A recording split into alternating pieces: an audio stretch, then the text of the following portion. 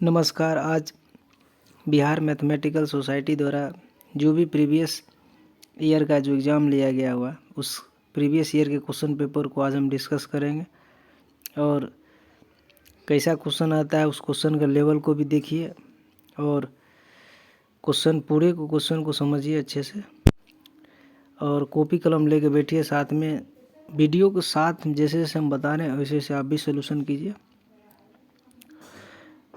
और नहीं समझ में आएगा तो लास्ट में जो वीडियो के लास्ट में पूरे सोल्यूशन भी जो सॉल्व करके होता है उसको हम लगा देंगे। तो वीडियो को पूरे अंत तक ज़रूर देखिए और वीडियो को पूरे बिहार में फैला दीजिए, हर बच्चे तक फैलाइए जो इस एग्ज़ाम को देने वाले हैं। और इस एग्ज़ाम का जो इस साल जो 2024 में होगा तो उसका पैटर्न समझ लीजिए। पहले तो 20 क्वेश्चन रहता था और उससे पहले जो है सब्जेक्टिव भी होता था पेपर। अगर मान लीजिए नंबर ऑफ़ स्टूडेंट अगर कम गया तो 10 क्वेश्चन पहले रहता था और नंबर ऑफ़ स्टूडेंट ज़्यादा हो गया तो ऑब्जेक्टिव क्वेश्चन लिया जाता था। तो इस साल जो है 25 क्वेश्चन रहेगा, 100 मार्क्स के रहेंगे, यानी मतलब एक क्वेश्चन 4 नंबर, 1 घंटा का टाइम आपके पास रहेगा। और उसमें जो है आपसे जो है 25 क्वेश्चन पूछा जाएगा। उसमें जो है आप लोग 25 में से अगर 15 क्वेश्चन भी आप लोग अच्छे से बना के आ जाइएगा सही तो भाई आप टॉप कर जाइएगा, ठीक है ना। क्योंकि हर क्वेश्चन जो है सारे क्वेश्चन सारे से नहीं बन पाएंगे। तो पहले जो जो क्वेश्चन आपको लगता है कि बन जाएगा उसको बनाइए, टाइम बचत होगा इससे।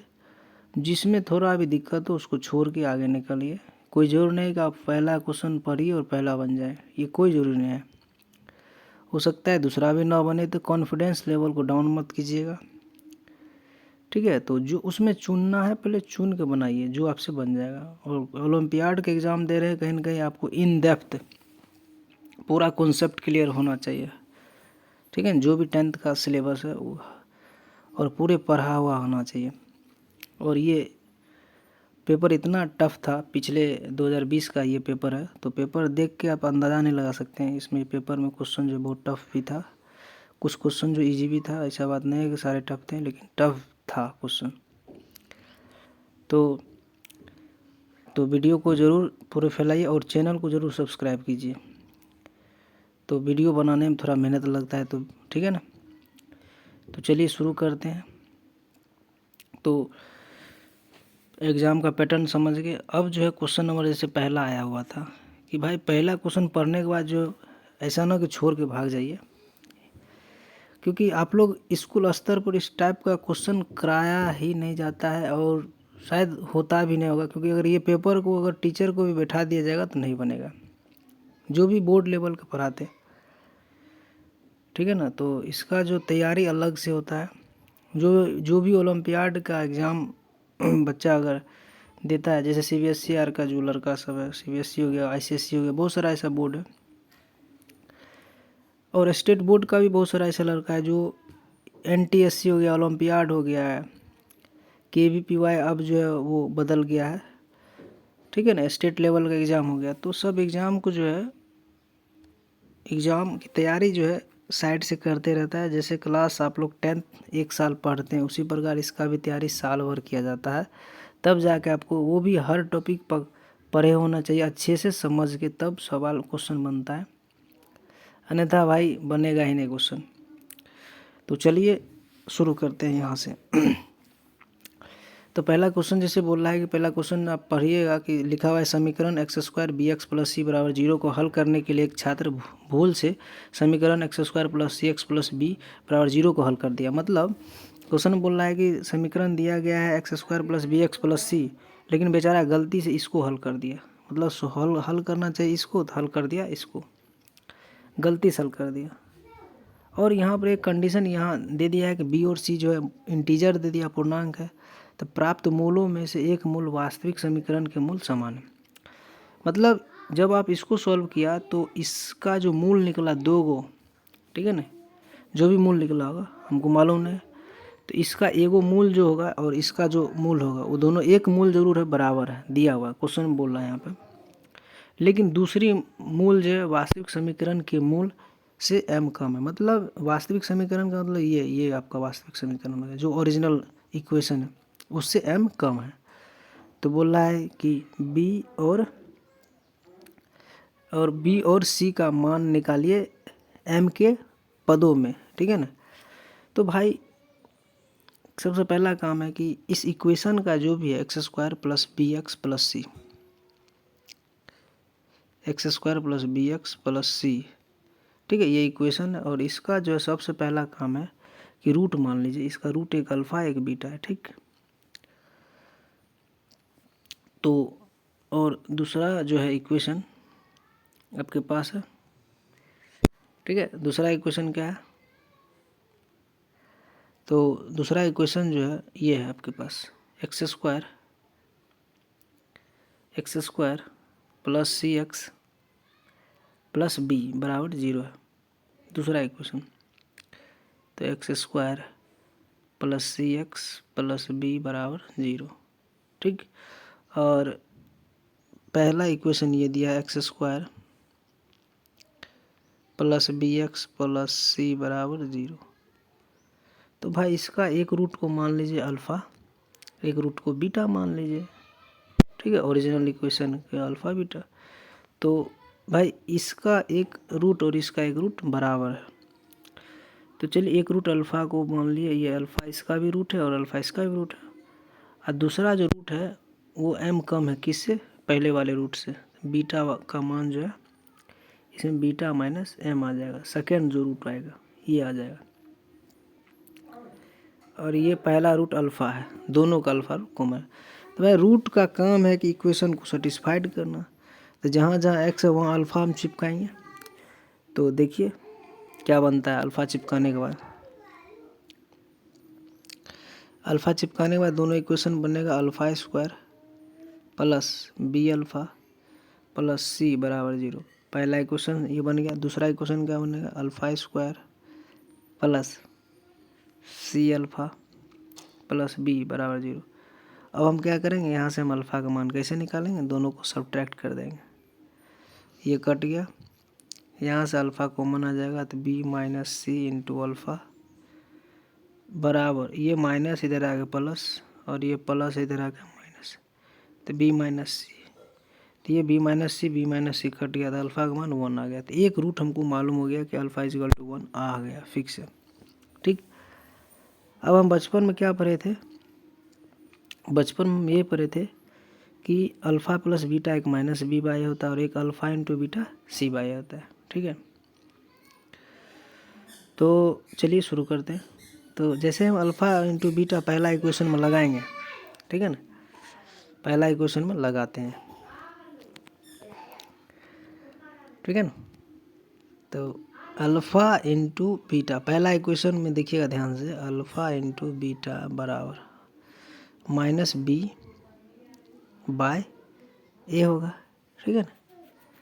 सॉरी, अल्फ़ा × बीटा c/a होता है, c/a का मान 1 है, ठीक। अब अल्फ़ा का मान हमने अभी 1 निकाला, तो बीटा का मान क्या आ गया, c के बराबर आ गया, ठीक। तो बीटा का मान c के बराबर आ गया, फर्स्ट हो गया ये। अब फिर क्या करेंगे, सेकेंड इक्वेशन में फिर लगाएंगे अल्फ़ा × बीटा। तो अल्फ़ा का मान 1 है और बीटा का मान क्या है, बीटा माइनस m है, दूसरा इक्वेशन, ठीक। ये है बराबर, इसमें क्या होगा, c/c का मान क्या है, a का मान 1 है, तो ये हो गया।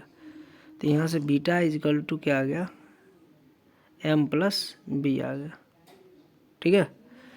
और हमको बोला b और c का मान निकालिए। तो हम जानते हैं कि बीटा जो है c के बराबर, तो इस बीटा की जगह जो है ये इक्वेशन सेकंड मान लीजिए, इस बीटा की जगह हम c लिख सकते हैं इक्वेशन फर्स्ट से। तो c और ये उठ के जब भी इधर आएगा तो c - b = m आ गया। ये हो गया इक्वेशन नंबर थर्ड, आप मान सकते हैं, ठीक है ना। ये हो गया m,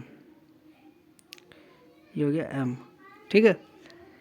इक्वेशन नंबर इसको आप थर्ड मान लीजिए। तो ये आपका इक्वेशन नंबर थर्ड हो गया, एक इक्वेशन क्रिएट हो गया। और दूसरा इक्वेशन कैसे लाएंगे भाई, तो भाई दूसरा इक्वेशन ऐसे लाएंगे कि हम कोई एक इक्वेशन पकड़ेंगे, उसमें हम एक्स अल्फ़ा की जगह 1 रख देंगे, कोई भी एक, दोनों में से कोई भी एक। तो आप पहला वाला हम रखिए चाहे दूसरा वाला हम लिखिए, एक्स का मान मतलब 1 रखिए, क्योंकि अल्फ़ा भी इसका रूट है। तो अल्फ़ा का मान 1 आया था, तो अल्फ़ा की जगह जैसे 1 रखिएगा तो 1 + b + c = 0।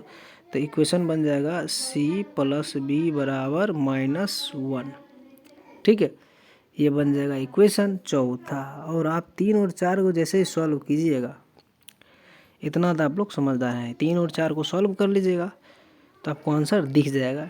ठीक है ना, इसका आंसर जो आएगा हम मार देते हैं, आप लोग खुद सॉल्व कीजिए। और पूरा डिटेल में जो हम वीडियो के लास्ट में ज़रूर लगा देंगे, तो पहले तो वीडियो अच्छे से देखिए पूरा, ठीक है, तब जाकर लास्ट में सोल्यूशन देखिए। तो यहाँ पर जो है ऑप्शन जो है डी आ जाएगा इसका आंसर। ठीक है, तो आप लोग आगे सॉल्व कर लीजिएगा, तो ये हमने बता दिया। अब आते हैं क्वेश्चन नंबर सेकेंड पे।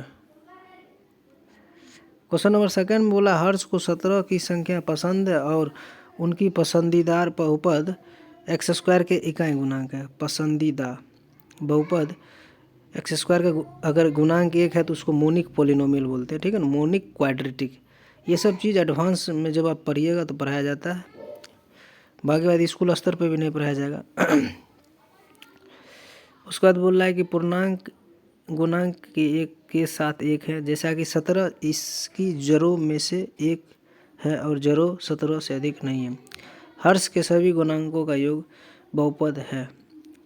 थोड़ा हिंदी में जो है ना टाइप कुछ जो है उतना अच्छे से नहीं टाइप किया गया है, तो आप इंग्लिश पढ़ के भी आप इसको सोच सकते हैं। बोल रहा है क्या, जो भाई एक जो 17 नंबर है और हर्ष को ये फेवरेट नंबर है, और हर्ष जो है एक मोनिक क्वाड्रेटिक पोलिनोमियल जो है बोलता है, लिखता है। ठीक है ना, और उसमें बोल रहा है कि इंटीग्रल कोफिशिएंट बोल रहा है, बता दिया गया, और 17 जो है इसका रूट है। ठीक है, उसका सेकंड कंडीशन है root differ by no more than 17, मतलब जो रूट्स का डिफरेंस है वो 17 से बड़ा नहीं होना चाहिए, ये बोल रहा है।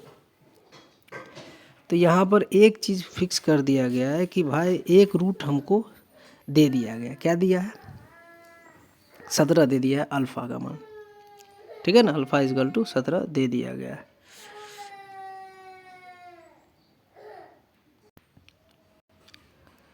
तो यहाँ पे जो है अल्फ़ा का मान एक दे दिया है, 17 जो है एक रूट है, और बोल रहा है कि हिज फेवरेट पॉलिनोमियल और मोनिक क्वाड्रेटिक।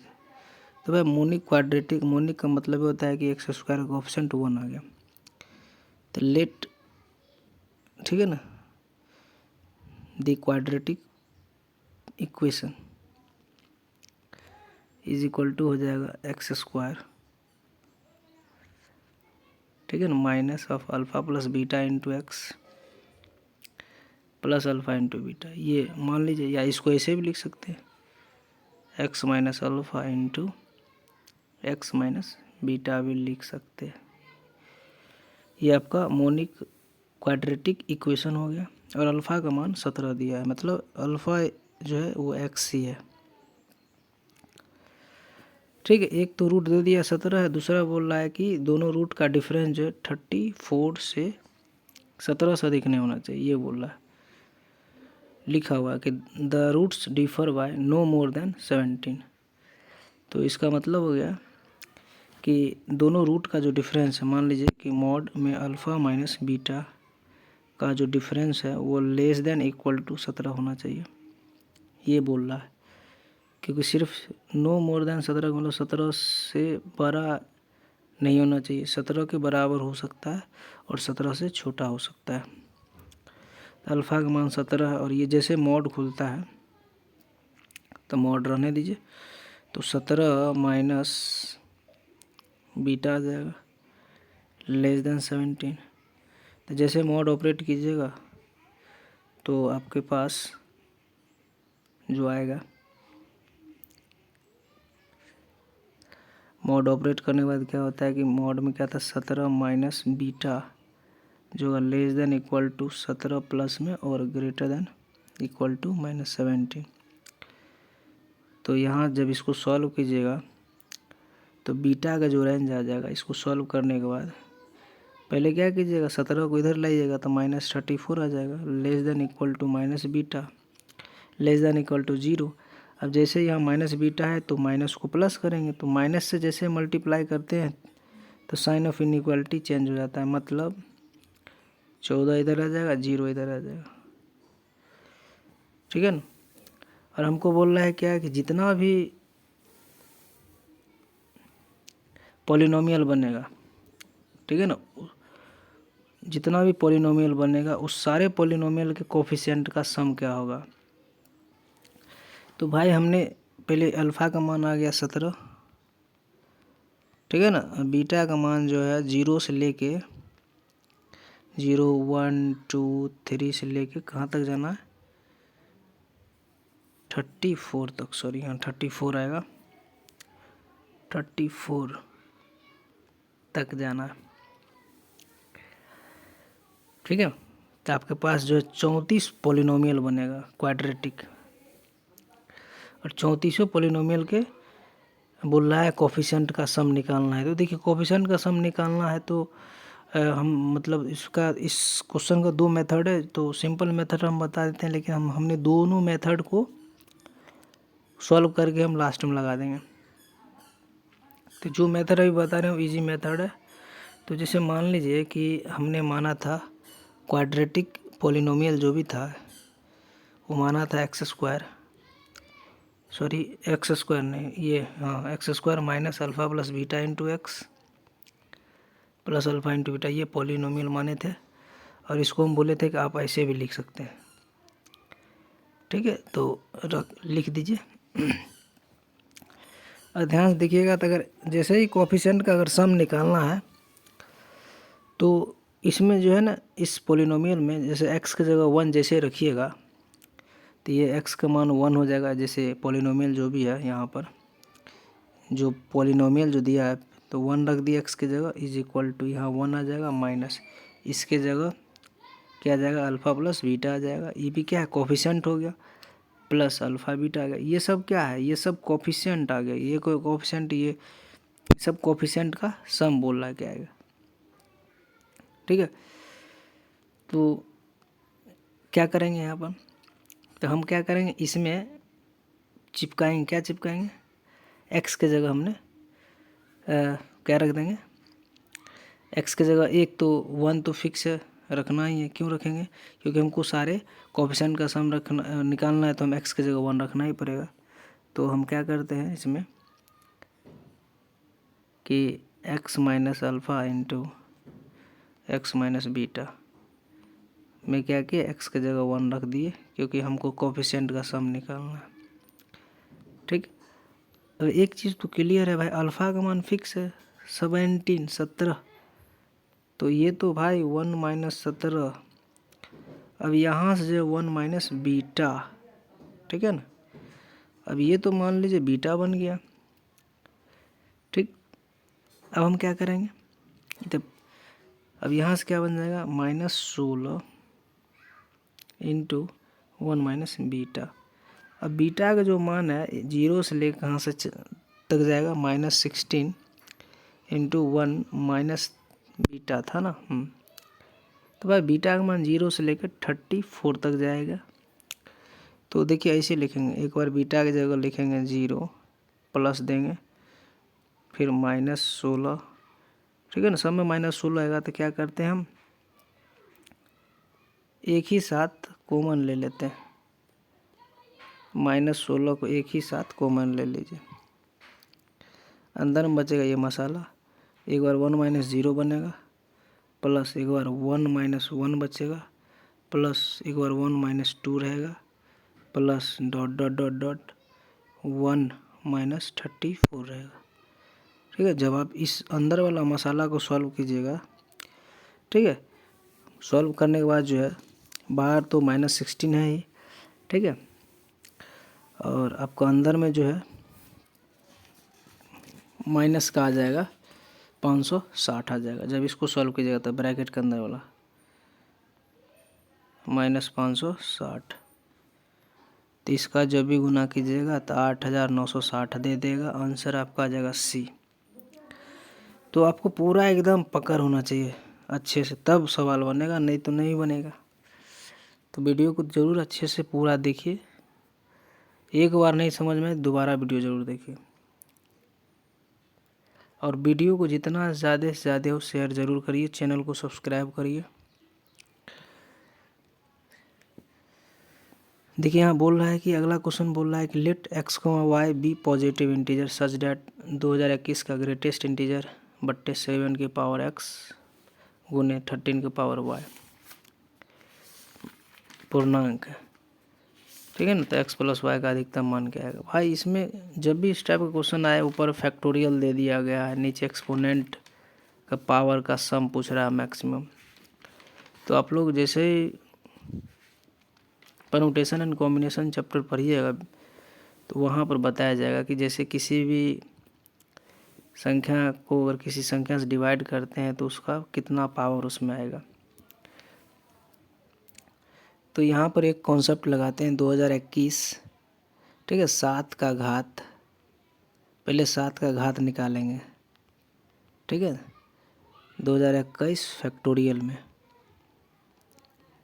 2021 फैक्टोरियल में कितना आएगा 7 का घात। तो 2021 बट्टे 7 से डिवाइड मारेंगे, ग्रेटेस्ट इंटीजर डालेंगे प्लस 2021 बट्टे 7 का स्क्वायर, ठीक है, प्लस 2021। देखिए यहाँ पर 7 की पावर 3, मतलब नीचे वाला को तब तक ले जाना जब तक कि 2021 के या तो अप्रोक्सीमेट पास ना पहुँच जाए, 2021 के पास पहुँचना चाहिए। जैसे 7 की पावर 4 दिए तो 2021 से छोटा होना चाहिए, जैसे बड़ा होगा तो वैल्यू 0 देने लग जाएगा दशमलव में, ठीक है ना। तो हम छोड़ देंगे, इतना ही को सॉल्व करेंगे, ये प्लस बीच में यहाँ पर, जब इसको इससे डिवाइड मारिएगा तो इसमें ग्रेटेस्ट इंटीजर 288 लेना पड़ेगा, ठीक है, क्योंकि डब्बा है तो बक्सा से बाहर जो भी वैल्यू आएगा वो इंटीजर ही आएगा। जैसे मान लीजिए कि 288.2 लिखा है, 288 ही आएगा बाहर, ठीक है, ये प्रॉपर्टी होता है ग्रेटेस्ट इंटीजर का। 7 के स्क्वायर से डिवाइड मारिएगा तो 41 आ जाएगा, 7 की पावर 3 से डिवाइड मारिएगा तो 5 आ जाएगा, ठीक है ना। ये 7 के घात आ गया 334 आ गया, मतलब एक्स यहाँ पर 7 की पावर एक्स लिखा हुआ था, एक्स का मान 334 आ गया। इसी प्रकार 2021 में 13 से फिर डिवाइड मारेंगे, घात निकाल लेंगे, 2021 में 13 का ग्रेटेस्ट इंटीजर, तो ये घात निकलेगा, कितना घात 13 का होगा। 2021 फैक्टोरियल को जब आप फैक्टराइज कीजिएगा तो कितना बार 13 आएगा, कितना टाइम्स, तो वही दिखाता है यहाँ 2021 के पावर में 13 का पावर 3, ठीक है। आगे जाना नहीं, क्योंकि जैसे 13 का पावर 4 करेंगे तो 2021 से बड़ा नंबर आ जाएगा नीचे। इसका 155 दे देगा, डिवाइड कर लीजिएगा, इसका 11 देगा, अगला 0 के आसपास दे देगा, तो यहाँ से 166 आ गया, y का मान 166, सम कीजिएगा तो 500 आ जाएगा, तो अधिकतम मान जो है 500 आ जाएगा, इसका सी ऑप्शन आ जाएगा। क्वेश्चन नंबर 4 बोल रहा है कि यदि इफ़ एफ एक्स बराबर इतना then F of 1 F of 2 से लेके 2021 तक। तो डरना ना इसे क्वेश्चन को देखकर, क्वेश्चन में कुछ नहीं करना है, क्वेश्चन में जो है नीचे वाला का फैक्टराइज कीजिए, दिखता होगा फैक्टराइज दिख रहा होगा, x+2 और x+3 दिख रहा होगा। अब x+2 x+3 है तो कहीं ना कहीं दोनों का डिफरेंस आपको दिख रहा होगा नीचे में डिनोमिनेटर में।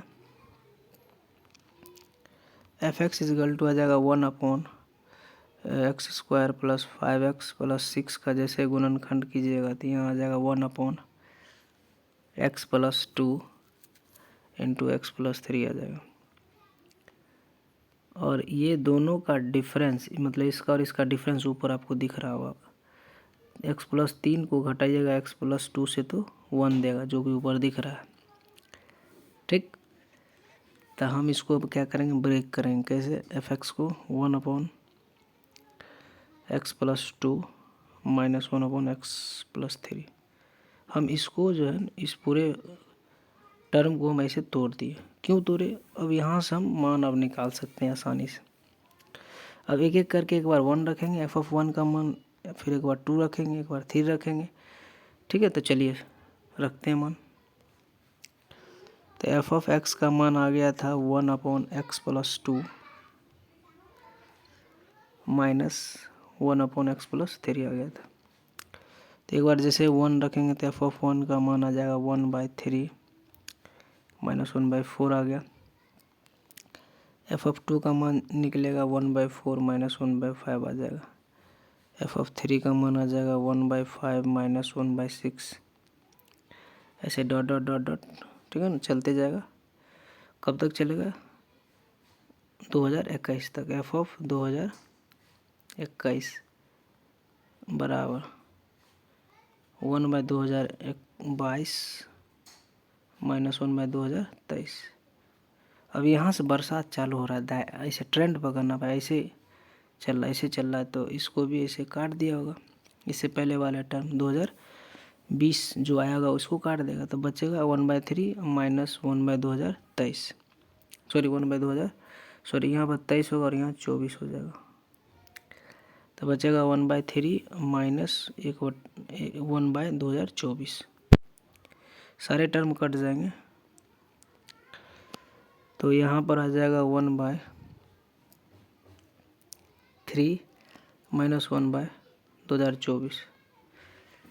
इसको सॉल्व कीजिएगा, आंसर आ जाएगा 2021/6072, जो कि ऑप्शन आपको दिख रहा होगा, डी ऑप्शन आ रहा है। 5वां क्वेश्चन कर रहा है कि the product of solution of the equation. इस इक्वेशन के सॉल्यूशन का प्रोडक्ट बोल रहा है, मतलब x1 × x2 निकालना है। तो भाई इसमें क्या कीजिएगा, यहाँ क्यूबिक, यहाँ पर देख रहे हैं कि नहीं, इसका करनी 3 है, तो क्या करेंगे, दोनों साइड धन कर देंगे, यानी क्यूब करें सीधा, बोथ साइड क्यूब करेंगे। ठीक है भाई, क्यूब कीजिए और पूरे सिंप्लीफाई कीजिए, ठीक है ना, तो आपका आंसर तभी आएगा। यहाँ लिखा हुआ है x + 1 का होल स्क्वायर का पावर 1/3 प्लस x - 1 का होल स्क्वायर पावर, मतलब यहाँ भी स्मॉल ब्रैकेट लगा दीजिए, इसका पावर 1/3, ठीक है ना, बराबर में 5/2 इंटू x² - 1 का पावर कितना है 1/3। ठीक, जैसे दोनों ओर क्यूब करने का मतलब हो गया ऐसे, इस पूरे का होल क्यूब और इधर भी पूरे मसाला का होल क्यूब, ठीक है ना। अब भाई इसके बाद जो है आप लोग सॉल्व कीजिए खुद से। नहीं सॉल्व हो रहा है तो वीडियो के लास्ट में इसका सॉल्यूशन दे देंगे, अच्छे से देख लीजिएगा, ठीक है ना। सॉल्व करने के बाद लास्ट में आपके इक्वेशन जो बनेगा हम बता देते हैं, ठीक है। एकदम पूरा एकदम आपको हर गली दिखा हुआ होना चाहिए।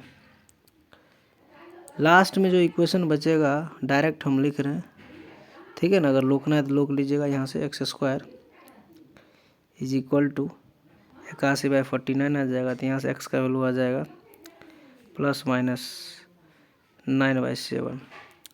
तो भाई 2 रूट आएगा, एक x1 आएगा 9/7, x2 आ गया -9/7, तो दोनों का प्रोडक्ट -81/49। ऑप्शन आपका आ जाएगा डी, ठीक है ना। क्वेश्चन नंबर 6 जो है बहुत ही टफेस्ट सवाल माना जाता है, और जब भी अगर प्रोबेबिलिटी का क्वेश्चन आए एग्जाम में, तो प्रोबेबिलिटी का क्वेश्चन अगर वो पहले आप छुइए मत, क्योंकि वो सवाल बनेगा ही नहीं। अगर एज इट इज़ अगर यही क्वेश्चन आ गया तो आप डायरेक्ट आंसर मार के आ जाइए और उससे उलझिए मत, क्योंकि ये बहुत ही डिफ़िकल्ट होता है प्रोबेबिलिटी का सवाल। पीएनसी एंड प्रोबेबिलिटी 2 चैप्टर, दोनों ही कॉम्बिनेशन होता है एक दूसरे का। जिसको पीएनसी नहीं समझ में नहीं आएगा तो प्रोबेबिलिटी पूरा उड़ जाएगा, ठीक है। तो इस पे हम वीडियो जो है क्वेश्चन नंबर 6 पे हम अलग से बनाएंगे, क्योंकि इसका सोल्यूशन बहुत ही लंबा है और उतना सोच भी नहीं पाइएगा एग्जाम में। तो चलिए अगला क्वेश्चन पाते हैं। क्वेश्चन नंबर 7, त्रिकोणमिति से ट्रिग्नोमेट्रिक्स। आपको दिख रहा होगा कि बोल रहा है कि let x, y be positive real numbers and theta an angle such that theta जो n π/2 नहीं होना चाहिए फॉर एनी इंटीजर n के लिए। सपोज ये अपना रिलेशन दे दिया गया, तो x/y प्लस y/x का मान निकालना है। तो भाई इसमें कुछ नहीं करना है, यहाँ आपको दिख रहा होगा कि tan theta is equal to x/y लिखा हुआ है, मिल गया हुआ। tan थीटा का मान है तो यहाँ से आप sin थीटा का मान आराम से निकाल लीजिएगा, ठीक है ना। ये hypotenuse root under x² plus y² आ गया। अब sin थीटा का मान और cos थीटा का मान निकाल करके और इसमें रखिए, इस वाले में रखना है। और इसको जैसे ही सॉल्व कीजिएगा आपको ये लास्ट में बनता हुआ नज़र आएगा।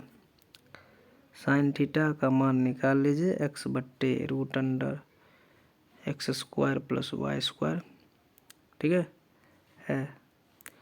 उसके बाद cos थीटा y/रूट अंडर x² प्लस y²। तो आप लोग जो इसमें रखिए और सॉल्व कीजिए, आपका आंसर आ जाएगा, ठीक है ना। 4 आंसर आ जाएगा, सॉल्व ज़रूर कीजिएगा। ऑप्शन ए आ जाएगा इसका।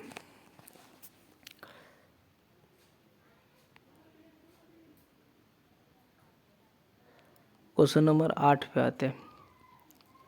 कह रहा है suppose a b c are integer such that the greatest common divisor, मतलब इसका GCF बोले चाहे SCF बोले, इतना एंड इतना। अच्छा, x² plus x plus B and x² plus B x plus C is x+1। तो इसका x+1 क्या फैक्टर दे दिया गया, फैक्टर, क्योंकि भाई दोनों का फैक्टर हो जाएगा, क्योंकि HCF है तो HCF से क्या होगा, दोनों नंबर डिविजुअल होता है। तो आप क्या कीजिएगा, तो भाई x² plus a x plus B का जो है HCF है कितना, x+1, और साथ में इसका भी है। तो करना क्या है, चलिए करते हैं। क्या करना है कि जैसे x² plus AX plus B, x² plus AX plus B बराबर जो आएगा, इसको जब फैक्टराइज कीजिएगा तो ये x+1 तो आएगा ही आएगा, ठीक। इनटू भाई यहाँ b है तो इसीलिए यहाँ पर आपको क्या लेना पड़ेगा, x प्लस बी लेना पड़ेगा। कांस्टेंट टर्म जो भी है वही यहाँ लेते हैं। अब इसको सॉल्व कीजिएगा तो x² प्लस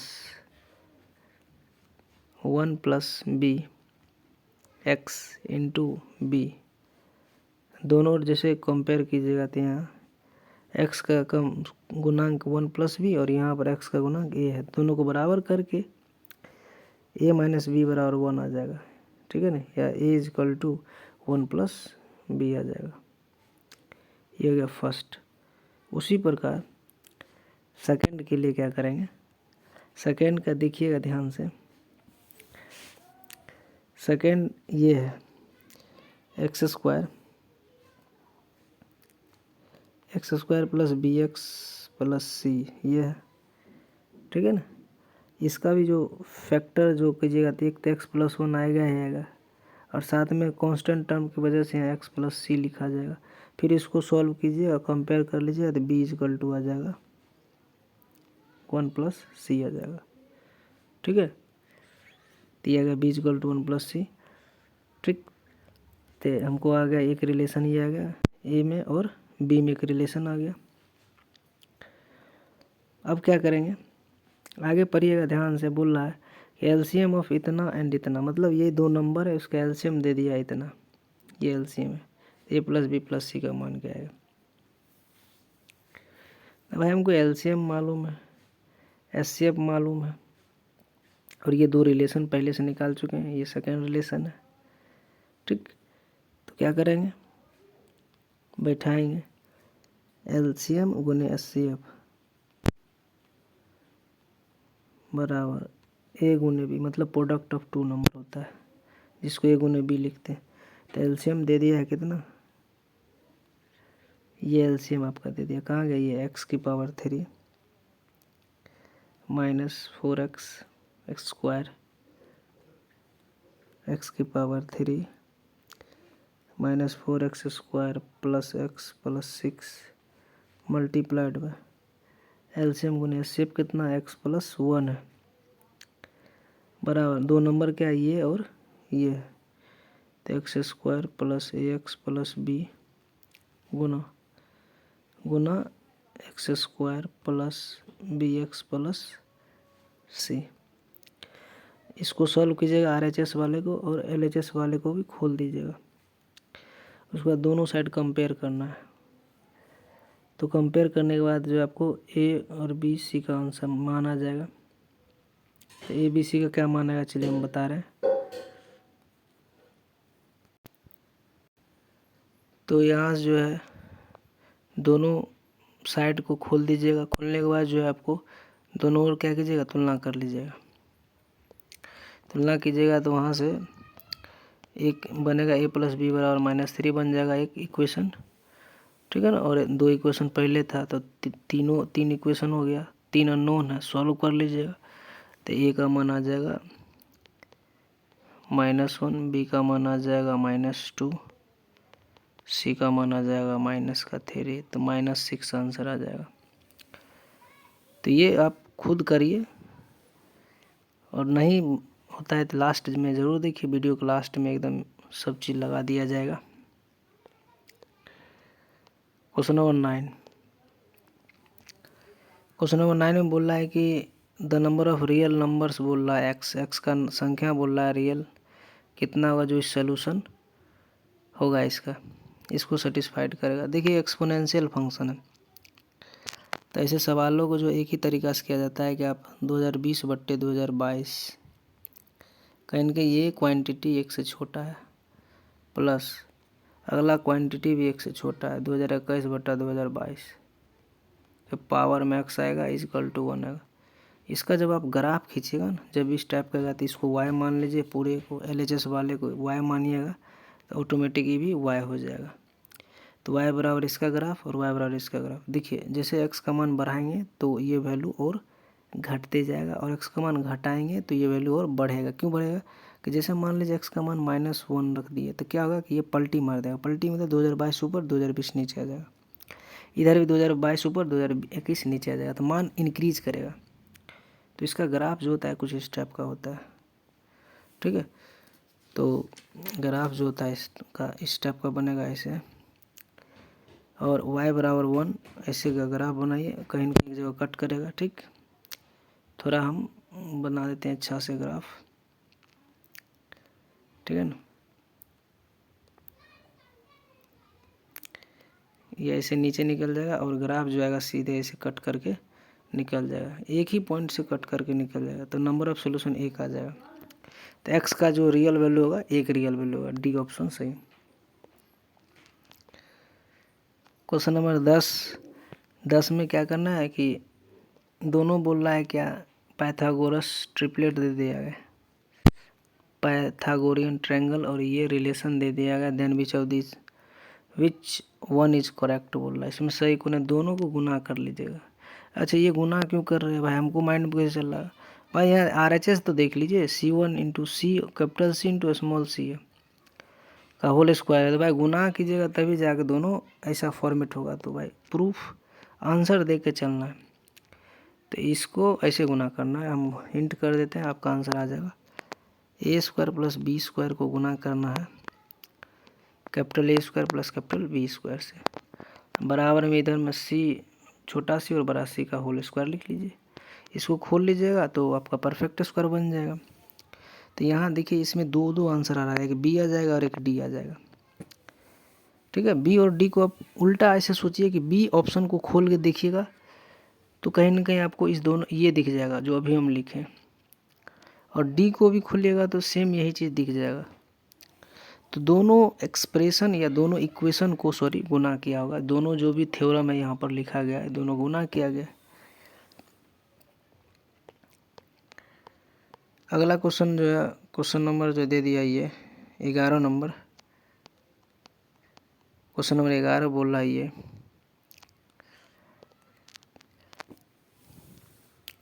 भाई पूरे कैलकुलेशन आपका तगड़ा होना चाहिए तभी सवाल ये बनेगा। फिर यहाँ पर क्या करना है, डिग्री 1/3 है तो फिर बोथ साइड क्यूब करेंगे, ठीक है ना।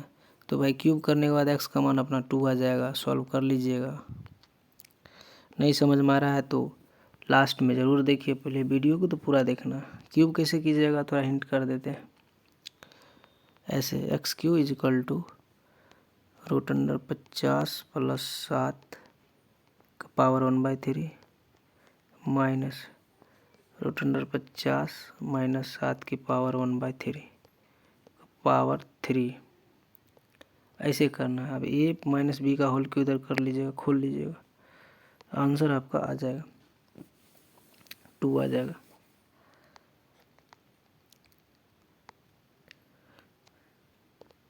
कह रहा है कि ये आपके पास x² में एक द्विघात समीकरण दे दिया गया, बोल रहा है इसका 2 से अधिक मूल रखता है। तो भाई जब भी डिग्री से ज़्यादा मूल आ रहा है तो वो आइडेंटिटी सर्वसमीका कहलाता है। तो सर्वसमीका होने का एक ही कंडीशन है कि सारे के कोफिशिएंट को 0 के बराबर कीजिए। x² कोफिशिएंट ये k² - 3k + 2 को 0 के बराबर कीजिए और इसको 0 के बराबर कीजिए, इसको 0 के बराबर कीजिए। तीनों में जो कॉमन आंसर आ जाएगा वो आपका k का मान दे देगा। तो ये आप लोग खुद करिए, फैक्टराइज करिए तीनों का, इसका, इसका और इसका। तीनों में कॉमन आपका आंसर आ जाएगा 1, ठीक है ना। तो आपका आंसर आ जाएगा k का मान 1 आ जाएगा। क्वेश्चन नंबर 13 फिर से apply CND, componendo and dividendo. क्या करते हैं, कंपोनेंडो एंड डिविडेंडो दो रेशियो के बीच में लगाते हैं। जैसे A/B है बराबर C/D है। क्या करते हैं तो CND नीचे वाला चीज़ ऊपर जुड़ता है और नीचे घट जाता है, ऐसे। ये आपका थ्योरी हो गया। यही चीज़ सेम इसमें अप्लाई करेंगे। क्या करेंगे, नीचे वाला ऊपर जुड़ेगा तो 2x बन जाएगा और ऊपर वाला से नीचे घटेगा तो -2 √x + 1 ऊपर में, और इधर 16/6 इधर बन जाएगा, ये कट गया। और स्क्वायरिंग करके आप x का मान निकाल लीजिएगा, ठीक है ना। क्वाड्रेटिक में एक इक्वेशन बनेगा वर्क करने पर, और इक्वेशन जो आपका बनेगा हम बता देते हैं क्या बनेगा। आपका इक्वेशन बन जाएगा 9x² - 64x - 64 = 0, और इसका फैक्टराइज आप लोग कर लीजिएगा। 9x² - 72x + 8x - 64 = 0, ठीक है ना। तो यहाँ x के नाम पे 2 वैल्यू आ जाएगा, एक 8 आ जाएगा और एक -8/9 आ जाएगा। ऑप्शन कौन आएगा, A is the right answer. Question number 14 पे आते हैं।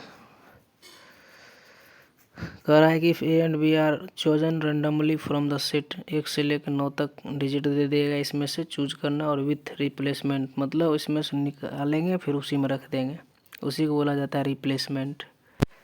जो संख्या निकालेंगे तो बाहर फिर नहीं रखना, फिर से बैग में ही डाल देना है। उसके बाद बोला है then the probability that the expression इतना has positive values for all rate, मतलब यहाँ पर x का क्या मान रखे जो ये हमेशा पॉजिटिव बना रहे।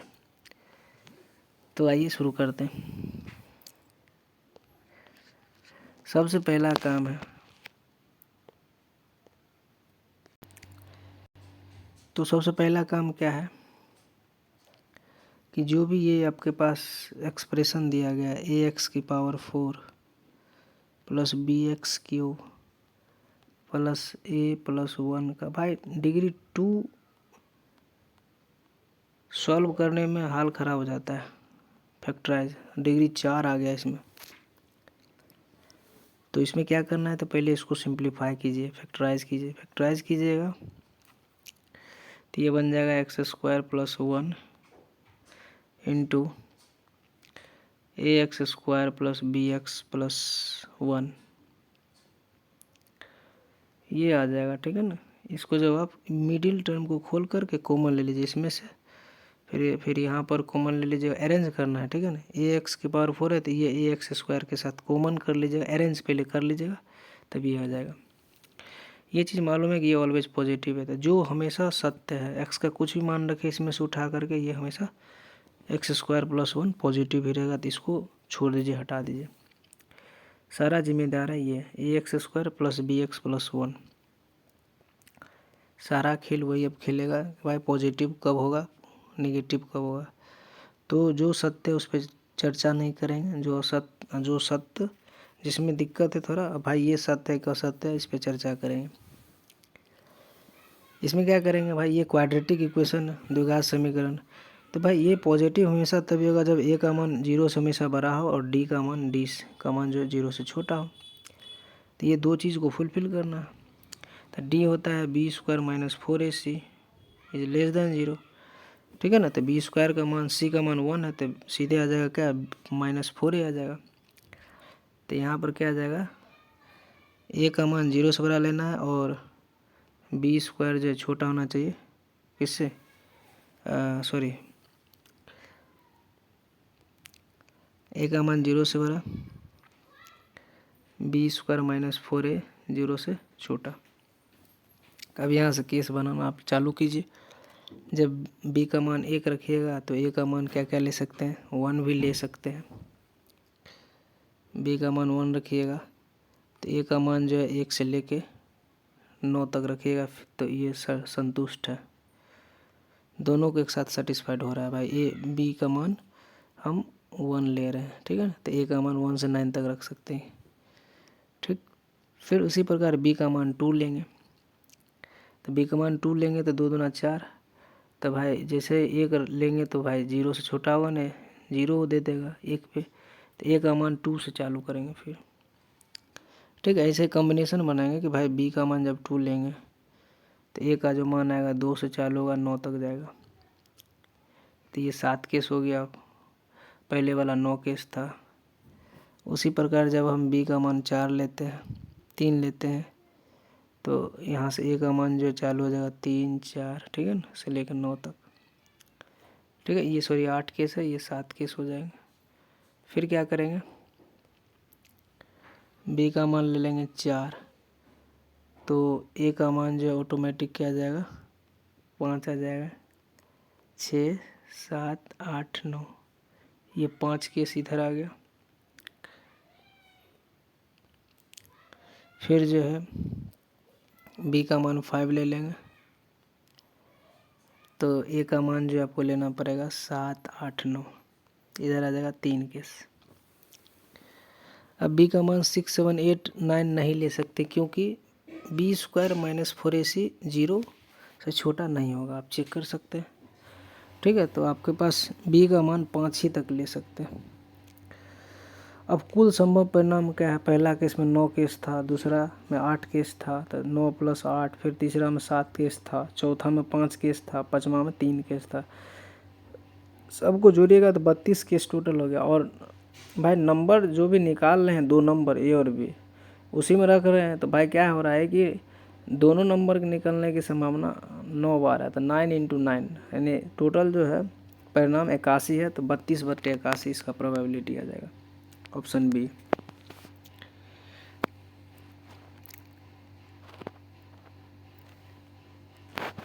क्वेश्चन नंबर 15, ये थोड़ा इजी मॉडरेट सवाल है। यहाँ बोल रहा है कि एक राइट एंगल ट्रायंगल है, फोटो बता देते हैं, सॉल्व आपको खुद करना है।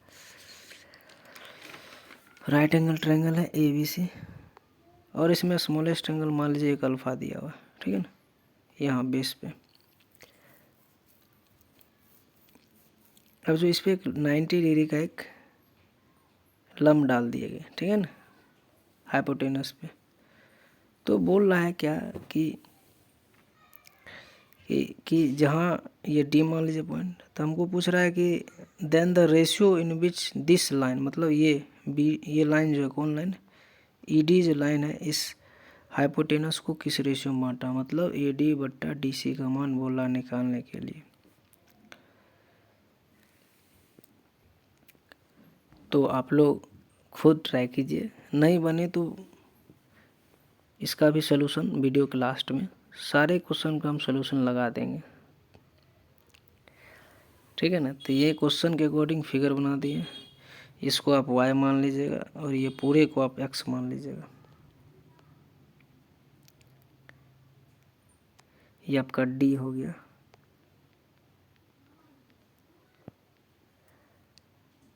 ये आपका डी है और ये पूरे को आप एक्स मान लीजिएगा।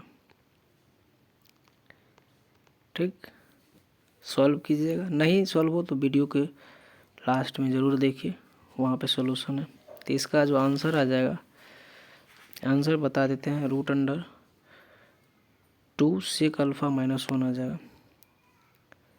ऑप्शन सी आ जाएगा, रेशियो जो आएगा।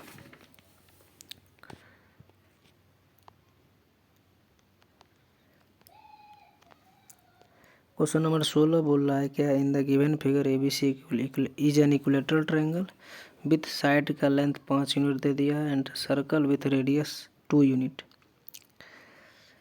तो चलिए शुरू करते हैं। The triangle and the circle have same centre, let x be the area of shaded region and y be the starred region. मतलब एक्स जो है वो ब्लैक का एरिया है और वाई जो है ये स्टार वाला का एरिया है। तो दोनों का डिफरेंस पूछ रहा क्या आएगा। पहले फ़ोटो देखिए, ये थोड़ा फ़ोटो समझ में नहीं आया। एक फ़ोटो ऐसे बना लिए सर्कल और एक ट्रायंगल बना रहे हैं, इक्विलेटरल ट्रायंगल, तब समझ में आएगा। इक्विलेटरल ट्रायंगल बना रहे हैं।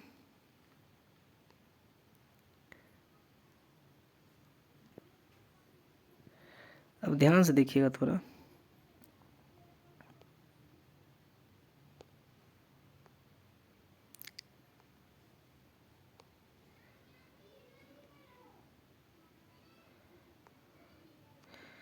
देखिएगा ये इक्विलेटरल ट्रायंगल है और सर्कल है, तो इसमें क्या करेंगे, जो ये ब्लैक कलर का जो एरिया है यहाँ पर, इसका एरिया चाहे इस ट्रायंगल का एरिया चाहे इस ट्रायंगल का एरिया बराबर होगा,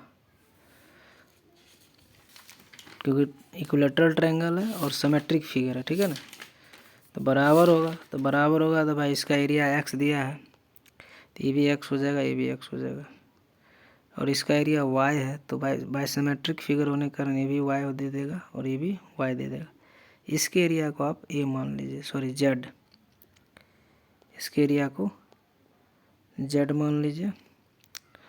अब आप क्या कीजिएगा कि भाई तीनों एक्स को जोड़ के और जेड को जोड़ देते हैं। 3x + z = दिया जाएगा एरिया ऑफ ट्रायंगल ABC आ जाएगा। ठीक है, ये ट्रायंगल का एरिया आ जाएगा। ठीक है, डेल्टा लिख देते हैं, इसका मतलब ट्रायंगल का एरिया आ गया। फिर मान लीजिए वाई वाई वाई और ये जेड को जोड़ देते हैं तो हमको सर्कल का एरिया आ जाएगा। 3y + z = यहाँ गोल लिख देते हैं, एरिया ऑफ सर्कल आ गया। अब हमको निकालना क्या है कि x - y निकालना है। तो यहाँ दोनों इक्वेशन में क्या कीजिएगा, सब्ट्रैक्ट कर दीजिएगा, तो 3x - 3y आ जाएगा। तो चलिए शुरू करते हैं subtract. 3x + z - 3x, sorry 3y है -z बराबर एरिया ऑफ क्या आ जाएगा, पहले ट्रायंगल था, ट्रायंगल आ जाएगा, फिर माइनस सर्कल आ जाएगा। तो ये z से z कट गया, 3 कॉमन ले लीजिएगा तो x - y, इसी का मान निकालना है। तो भाई ट्रायंगल के एरिया √3/4 इंटू साइड का स्क्वायर मतलब 25 और सर्कल के एरिया पाई, r का मतलब 2 दे दिया तो 4। ठीक है ना, और ये जब 3 नीचे आ जाएगा तो 25 √3/12 बट्टे 4π/3 बन जाएगा आपका आंसर। तो आपका आंसर आ जाएगा क्या, ऑप्शन डी आ जाएगा।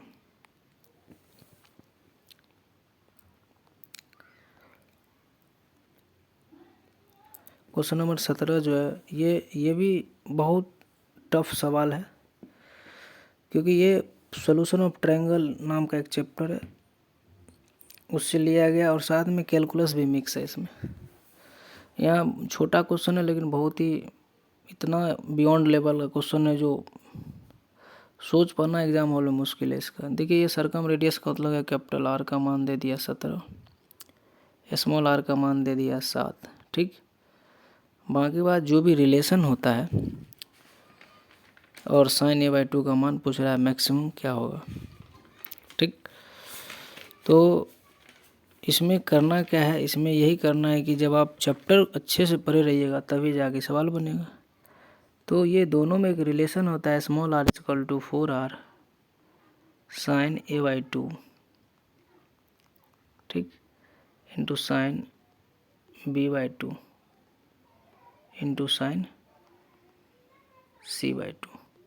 ठीक, ये रिलेशन होता है। अब कैपिटल और स्मॉल आर का मान यहाँ रखेंगे और रखने के बाद जो रिलेशन बन रहा है वो हम थोड़ा बता रहे हैं कि 7/, नीचे में देखिए 68 साइन b/2 और साइन c/2 नीचे ले आएंगे, बराबर साइन a/2 यहीं रख देंगे। ठीक है, इसका मैक्सिमम मान निकालना है। फिर जो है इस प्रोडक्ट को हम ऐसे तोड़ेंगे सम और डिफरेंस में। 7/, इसको लिखेंगे 34 into 2 sine b/2 into sine c/2 equal to sine a/2। अब यहाँ पर इसको जब हम तोड़ेंगे कोसाइन फार्मूला में, ठीक है, ये प्रोडक्ट को हम सम यानी डिफरेंस में तोड़ेंगे, तो ये साइन है, साइन साइन है तो कॉस डिफरेंस में लेना पड़ेगा। 34 बाहर रहेगा और यहाँ बन जाएगा cos b minus c/2 minus cos b plus c/2 बराबर जो RHS में चलते आ रहा है। ठीक है, अब b प्लस c/2 को हम लिख देंगे a/2 लिख सकते हैं, क्योंकि b प्लस c की जगह लिखेंगे 180 माइनस a। ट्रायंगल के अंदर में सब चल रहा है और वो 90 दे देगा, 90 माइनस a/2 दे देगा तो सीधे आ जाएगा साइन a/2, और ऊपर में भी साइन a/2 है तो फिर साइन a/2 को कुछ मान लेंगे, साइन a/2 को y मान लेंगे और b माइनस c/2 को x मान लेंगे। ठीक है ना, इसको x मान लेंगे और इसको y मान लेंगे, तो ये y मानेंगे तो ये भी y हो जाएगा, सॉरी। उसके बाद फिर एक क्वाड्रेटिक इक्वेशन बनेगा y² में, उसके बाद डिफरेंशिएट करेंगे तब जाकर आपका फाइनल आंसर आ जाएगा। ठीक, तो आप ज़रूर देखिए पूरा वीडियो। तो इसका आंसर जो आ जाएगा 17 प्लस √51/34। तो अगर आगे आप लोग खुद क्लियर नहीं हो रहा है तो वीडियो को लास्ट में ज़रूर देखिए, अंत में हर क्वेश्चन का सलूशन रहेगा। क्वेश्चन नंबर 18 जो बोल रहा है कि एक mathematics tournament has a test which contains 10 questions each of which come from one of the 3 different subject. मतलब बोल रहा है कि प्रत्येक में से एक एक सवाल फिक्स रखना है, उसके बाद जो है आप रैंडमली क्वेश्चन हर सब्जेक्ट से आप ले सकते हैं, लेकिन एक चीज़ फिक्स है कि भाई एक एक क्वेश्चन पहले तीनों सब्जेक्ट से रहेगा ही रहेगा। उसके बाद कह रहा है कि आगे बोल रहा है कि अगर if test is unfair if any one subject appears at least 5 times. कोई विषय कम से कम 5 बार दिखाई दे दे, मतलब कोई भी क्वेश्चन जो है ना एक सब्जेक्ट से 5 बार दिखाई दे देगा तो वो जो है ना अनुचित माना जाएगा, फिर वो टेस्ट अनुचित माना जाएगा। तो अनुचित होने की संभावना खरा ज्ञात कीजिए।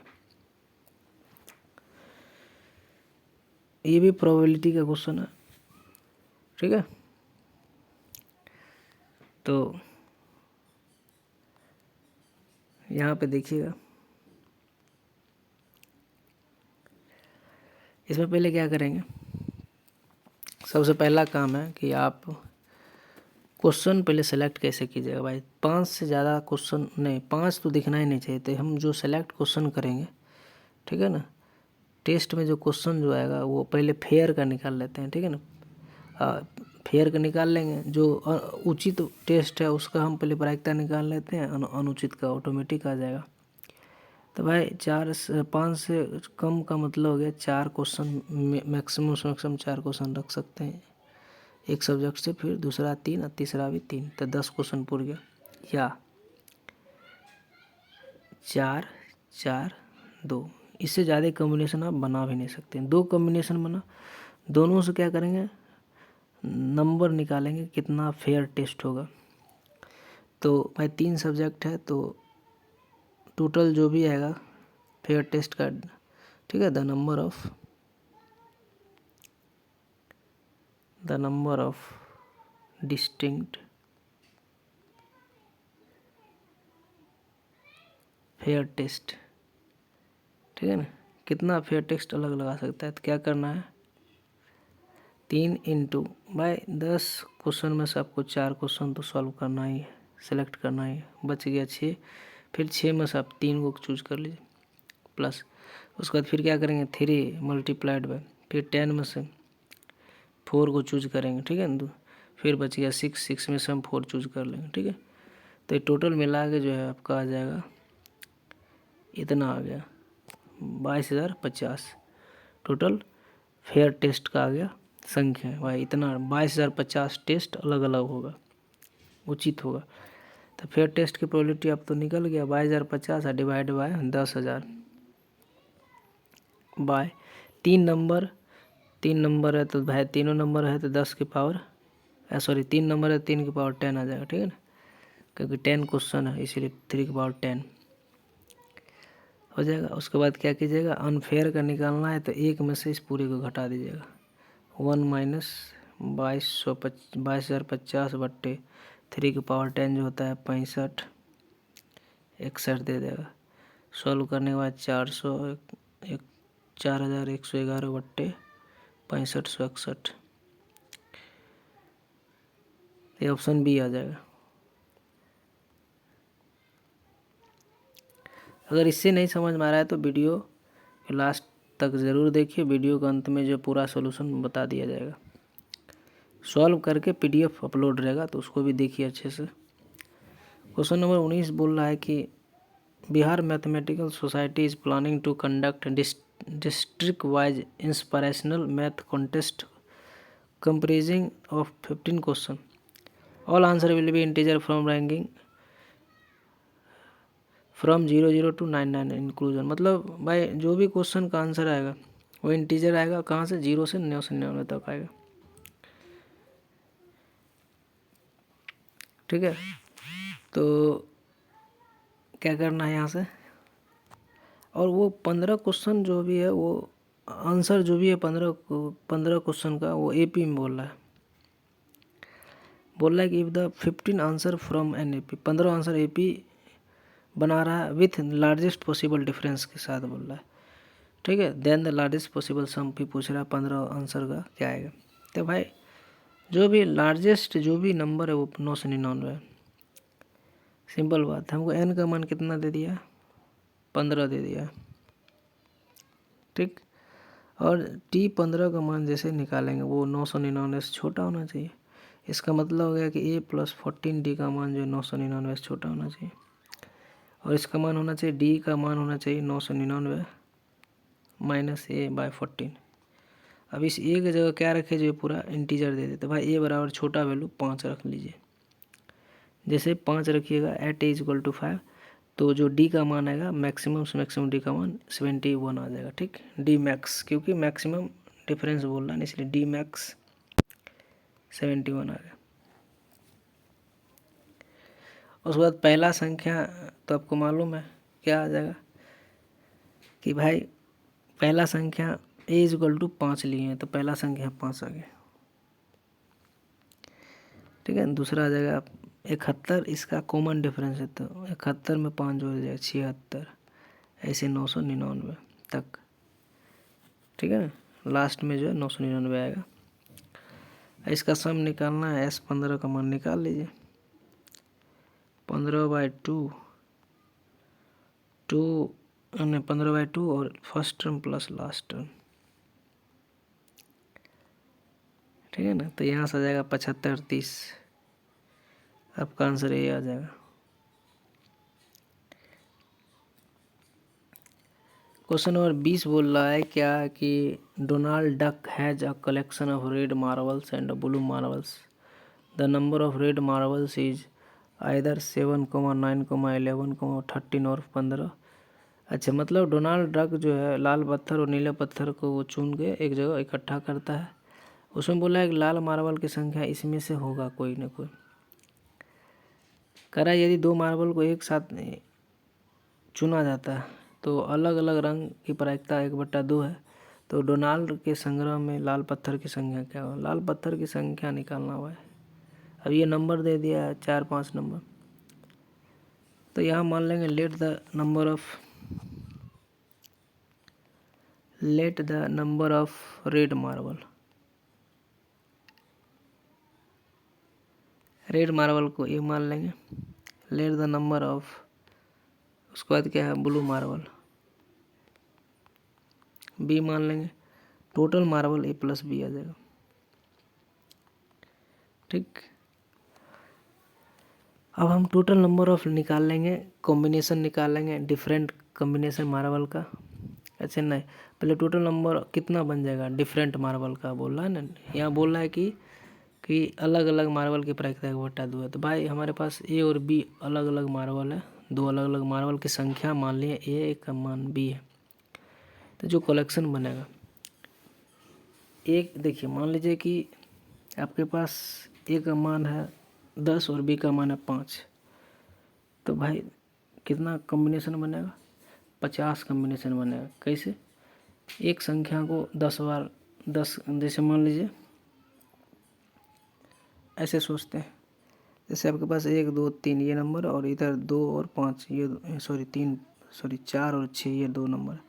इसका कॉम्बिनेशन जानते हैं कितना, 6 कॉम्बिनेशन बनेगा। कैसे, एक बार 1 को 4 के साथ, 1 को 6 के साथ, फिर 2 को 4 के साथ, 2 को 6 के साथ, 3 को 4 के साथ, 3 को 6 के साथ, 6 कॉम्बिनेशन बन गया। तो भाई 6 कॉम्बिनेशन कैसे बन गया, इस दोनों को गुना कर लीजिए, तीन एलिमेंट इसमें, 2 एलिमेंट इसमें। उसी प्रकार यहाँ पर नंबर ऑफ रेड मार्बल्स ये था, number of blue marbles B है। तो टोटल जो भी कॉम्बिनेशन बनेगा वो ए गुने बी हो जाएगा। ठीक है, तो प्रोबेबिलिटी कैसे निकालेंगे इसका डिफरेंट का, तो प्रोबेबिलिटी ऑफ जो भी डिफरेंट कलर मार्बल बराबर, ये तो आ गया टोटल केस, उसमें जो है ए प्लस बी में से दो का चुनना है C2।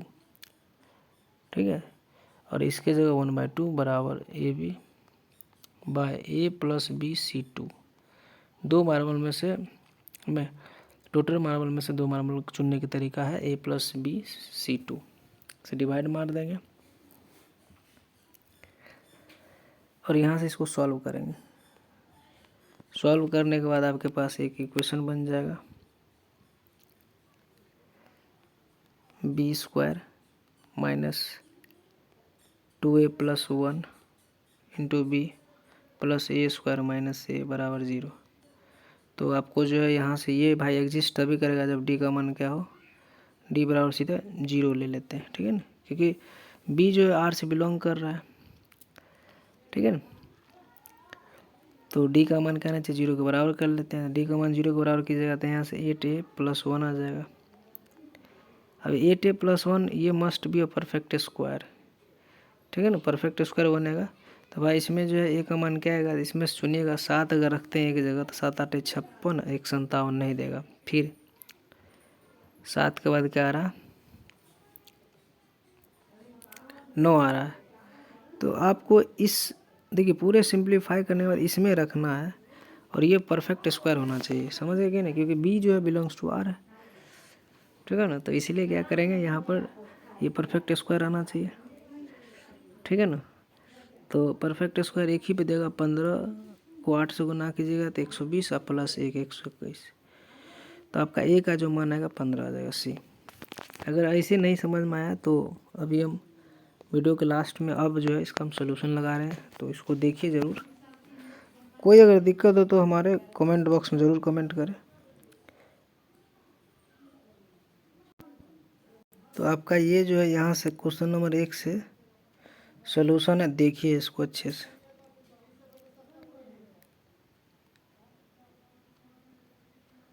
अच्छे से देखिए वीडियो को रोक करके।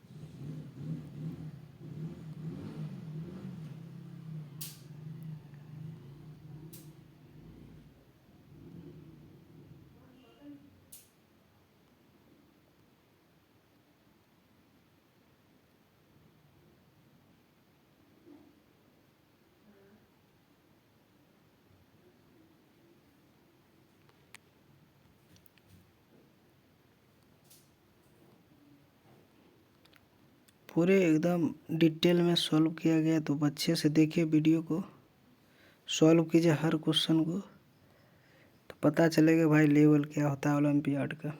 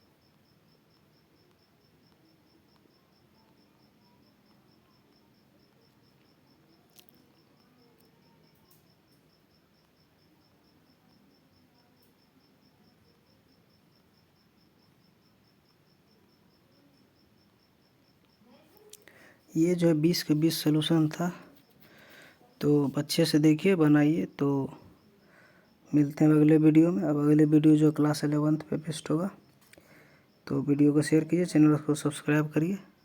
Thank you.